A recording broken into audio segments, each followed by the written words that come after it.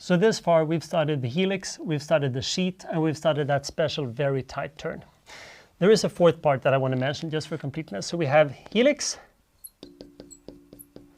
you have sheet,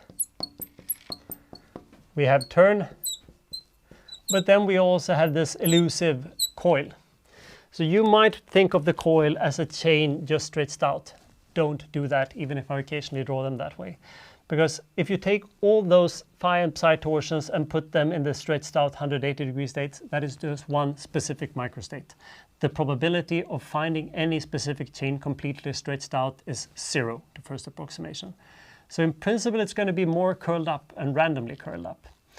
There are some pretty neat ways to estimate roughly how large the size of such a curl would be. I'm going to take you through that because it's a simple and very beautiful derivation that leads to a much cooler physical result. In general, if I have a collection of amino acids, this is going to be complicated. Each amino acid I can draw as a link, and then I start from link 1 and I go to link n. These can't overlap, and that's going to lead to a complication. But if I initially ignore that and assume that they can overlap, if I go to link n, the question is, what is the average distance between the first and the last residue going to be here? Well, that's not too hard to write. I can say that if h as a vector, that's my entire chain here, that's a sum over all my links. Sum over all the links if I have m links. And each of these has a distance Ri vectors. Amino acids, they all look the same. So it's going to be a very good approximation to argue that all these links, the first approximation, have the same length. But then I can calculate the average here, or at least the square of the average. So the average is going to be the square root of the average of the square. So let's say I want to calculate the average of h squared. Well, that's going to be that sum squared, right? That's going to be the sum of I to m of Ri squared. Sorry, not squared. We square the entire sum. That means I have two such terms. Then the second term here, I'm now going to have each term here, I'm going to multiply by each term in the second one. I can write that as two sums. So I have one sum where I have all the squares, right? R5 multiplied by R5, R17 multiplied by R17, the ones where the indices are identical, plus a second term. Sorry, we're going to need to be an average there. Average there, plus a second term here. That's a double sum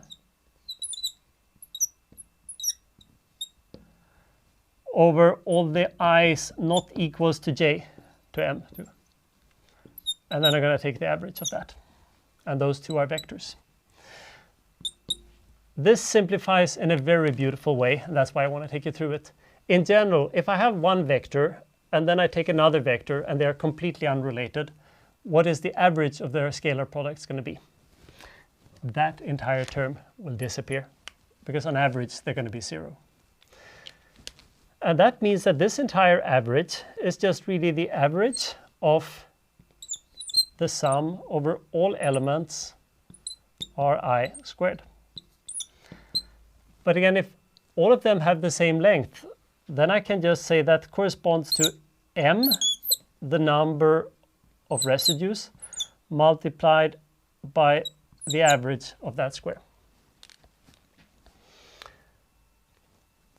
So that, and if I'm instead interested in the square root of that, so that the square root of the average of H2, again, to get an estimate for the length, the point is that's going to be proportional to the square root of the number of residues multiplied by the length of each residue. So the point here is that I don't really care about the length of each residue. The interesting aspect is what happens when I take n, or sorry, I said m of these. So as this chain grows, the average end-to-end distance will only grow as the square root of m. And that's a surprisingly accurate estimate. You might argue that this is completely horrible. You can't assume that chains can't overlap, and that's quite true.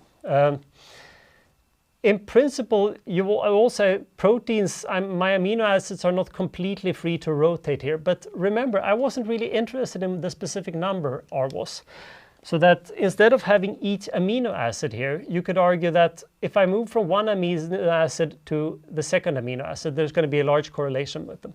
But by the time I move, say, 4 amino acids apart, I'm going to have enough freedom that I can consider them independent. So I could think of this as rather the individual residues, some sort of persistence or correlation length that is actually 4 amino acid residue.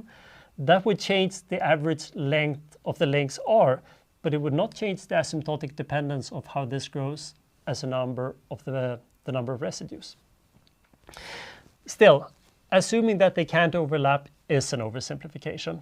Paul Flory, who was a very famous polymer physicist, went much further into this and showed that you can derive even theoretically that if you take this volume exclusion effect into account, this value should rather be 0.5 square root. It should be roughly 0.6. And today with computers, we can show that it's roughly 0.588 with critical exponents effect. And again, 0.588, it's pretty darn close to 0.5. The take-home message of this derivation is that if you just throw a chain into a coil, it's going to be much more coiled up randomly. It's going to be packed. Think about that hydrophobic effect and the so-called molten globule. Do not think of it as a chain as stretched out to one side to the other. And this is entirely driven by entropy. The chain has a lot of freedom in coil, and the reason why it likes to be in coil is because it can use that entropic freedom.